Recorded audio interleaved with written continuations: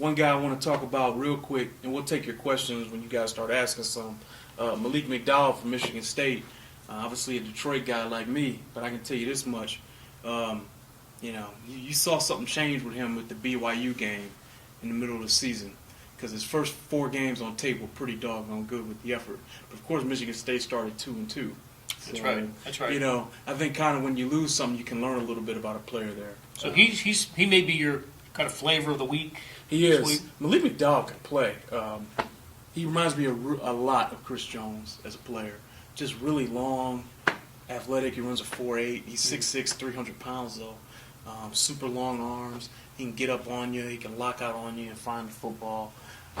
Would you guys sign up for 2 Chris Joneses? Because I feel like I would. The scheme versatility there. Look, I don't care about anything on the field, but in the interview arena, I think we can all enthusiastically say yes. No, look, he's a really promising young player, and that, as you would say, has the juice. But you're bringing up a guy at that position.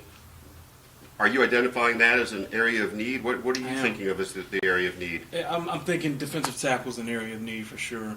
And when I think about defensive tackle, I think you're going to need a nose tackle here because you signed Benny Logan to a 1-year deal. You might not re-sign him. Dontari Poe's gone. Right. There's no true nose tackle on the roster other than Benny Logan, and he's kind of a 3-tech as well. Jay Howard can play inside, but Jay Howard, this is the last year of his deal. He's still dealing with a hip injury.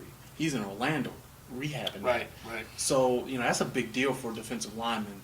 As much as I love Jay Howard as a person and a player, taking a critical view of it, you need to be thinking about this position. Because guess what?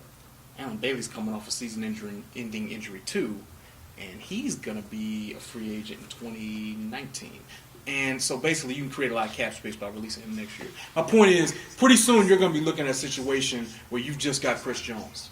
Is this a draft where the Chiefs draft for immediate need, or do they plan their future with this draft? And of course, with 10 picks, they can do. There's a lot of versatility, there's a lot to do, and flexibility here. But philosophically, where do you stand on this? I think this is a really good draft to plan for the future. They have 10 picks. All those picks can't make the roster. They can't. This team is still too deep. Right. I think if there's a quarterback that you really like, I'd be open to trading up for it. I would trade up for it and do anything to do it if I could find a way to get that done without giving up a first or second next year. And maybe a second this year. But if I could package my thirds, if I could package a third next year to move up enough to go get, Deshaun, who I like, and probably is going to be all juice over Mahomes, and or Trubisky if they like him, right? Even though I like Watson more than Trubisky, but I think Trubisky is going to get drafted higher. And that's why I listed him above. Right? Or you also have to think about this. A lot of people are saying that their quarterbacks are going to go 4 in the first round. I'm not so sure anymore. As I've continued to do my research on this draft, this is a good draft for players with mid-first round value. Not so much early, because I think after Garrett, there's a drop-off. Right. Like my next guy is like Fournette at 7'4". And you see in all the mock draft, and there's only about 500,000 of them out there. Nobody seems to have a consensus on number 2. There is no consensus. There is no clear-cut pick at that position. Fournette is my number 2 player in the draft, and Jonathan Allen comes next. Sneak peek, he's going to be a 7.3. That's a really high grade, but 7.3 means I think your value is pick number 5 or 6. And that's a tough position to be in for San Francisco, because if you take the quarterback, it's a reach. I didn't give one quarterback better than a late first round grade. If Mahomes falls at 27, that's a great pick, right? But if the quarterbacks all go before him, I guarantee you, with as many guys as I'm giving 7.0 grades right now, a really good player is going to fall in them at another position of need. And then you can just take Nathan Peterman in the second round, or with your first, third round pick. The Pitt quarterback. Yeah, the Pitt quarterback. And I really like him because unlike any of these other quarterbacks, he's really called plays. He has a concept, a pro-style concepts. And I think he really fits the profile of an Andy Reid quarterback that they drafted in Kansas City since they've been Kevin Hogan, Aaron Murray. These are pro-style guys that made throws that he made. This is a guy I actually think has a really low floor. And I'm putting a lot on him here, but I think he could be the backup quarterback. Well, this year. well, I really do. Yeah, if it's not him, it's Tyler Bragg, right? Right. Joel Stave they're the three quarterbacks that are on the roster right Exactly. So they're bringing somebody in high, and the fact that they interviewed all these guys at the combine, and they've come in for visits. You only get 30 pre-draft visits. This isn't a joke, guys. Like, this is real. You don't bluff people with your visits. You got to do the research on guys. They're going to take a quarterback, and it's going to be first, third round. But when you think about the Chiefs and their history, it famously have not developed a quarterback. They don't draft and develop quarterbacks. What is that? Do you guys remember that number of that stat? But it's been X amount of years since they had their Well, own. it's 1986 since they drafted a quarterback that won a game for the Chiefs. Todd won a Black game. mentioned. That was okay. I've talked to Clark Hunt about this, too, and he actually finds it amusing that fans think that they're opposed to it. Like, he's like, I can guarantee, this is his quote verbatim, I can guarantee you that we don't have an aversion to taking a first-round quarterback. So you guys are out there saying, okay, so why haven't you done it? Well, this is different guys in charge now.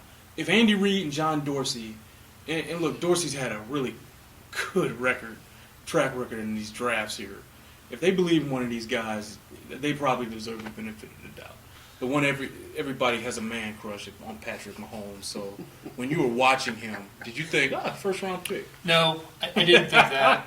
But then when I watched him, I don't know if I look at it in those terms. I don't look at the long incomplete pass as being a positive thing. Yeah. Maybe the receiver broke off the route too soon or something like that. What I do know is, I've heard what Cliff Kingsbury has to say about him, and he's convinced that he's the best of the Texas Tech quarterbacks to come through.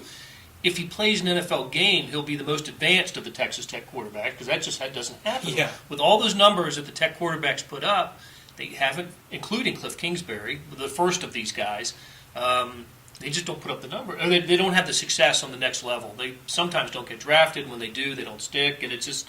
it's just the Texas Tech quarterback thing. They're the original spread offense, 5 wide receivers, no huddle. They're the original with Mike Leach back, 15 years ago, more than that. But I don't know. I don't know. I hear good things about him. I just hear he's certainly athletic. He's got nice size. He's got a lot of intangibles.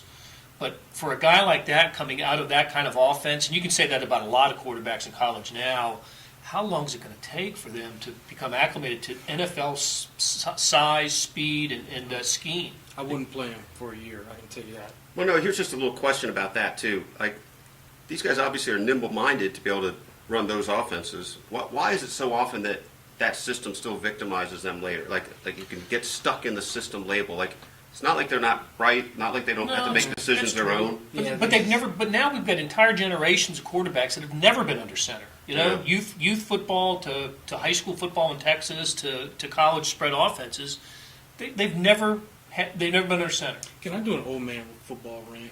Like, I hate that. Like this is this gun stuff. Is that the biggest reason? It's because they never call Under plays. center or not? They've never called. Like, Andy Reid's play calls are 15 words long. It's left, right, Z, 58 Delta, X Smoke, Z Choice, 78 Rambo. And that's like multiple combinations of that play. And if you never had to call that play, okay, well, you don't know if any of these guys you don't know if any of them can get the verbiage in the amount of time you need them to get it, right? That's why somebody like Peterman, who's called plays like that, is valuable. It's because they never called a play. It's because they don't know the footwork under center. Like Davis Webb, who people love, 6'6", 6'5", Who started at 230, Texas Tech?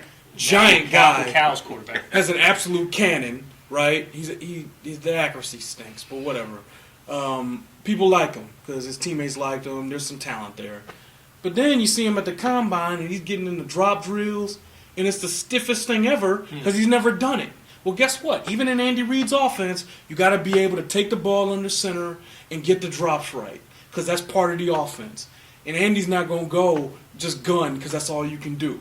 So this is what I'm talking about here. Like, there's some real stuff to consider. None of those quarterbacks, Right. Kaiser, Trubisky, Watson, have done any of that. We talked about this subject, right? But he also said the quarterbacks that are coming out now have the best arm strength. They do. Because they've always been throwing. They've always been throwing. They can all make the throws. Mm-hmm. It's can they get the plays? And I will tell you this, throwing the football from the pocket after a drop and getting the rhythm of that and throwing with accuracy is different than going from the gun. Another guy you saw that I think is kind of interesting is Lynn Fournette. I made it clear. I think he's the number 2 player in the draft right now. Just a big, fast, strong guy. I mean, he is what it is. I've been hot and cold with him, and I'm hot again with Leonard Fournette. I can remember dissing him during the season. Yeah. I don't know how interested he was playing this year, especially after they got off to the start that LSU did. They lost that game at Green Bay, at Lambeau Field to Wisconsin. Did that show up in your film study, a progression of his late games? It showed up more with McDowell, but with him, he was still kind of playing. The problem was, I kind of get it. Like you give it up for your team when you think the national championship, even the SEC championship's an option. Or in that, with them, West Division championship, But when you see that that's not kind of there, I'm about to be a millionaire. I've progressed on this. This league is hard. Get your money. These colleges take advantage of kids so much now anyway. I'm a little more forgiving on that. This is a business. I've been pretty consistent in my needs here. Quarterback, big play running back, interior defensive tackle, corner, and inside linebacker to a lesser extent. Yeah, your corner was your last mock draft Chiefs choice. Let me tell you something. How's he pronounce his first name? Gregorian? This guy can play. Conley. He might not be there, but this guy can play.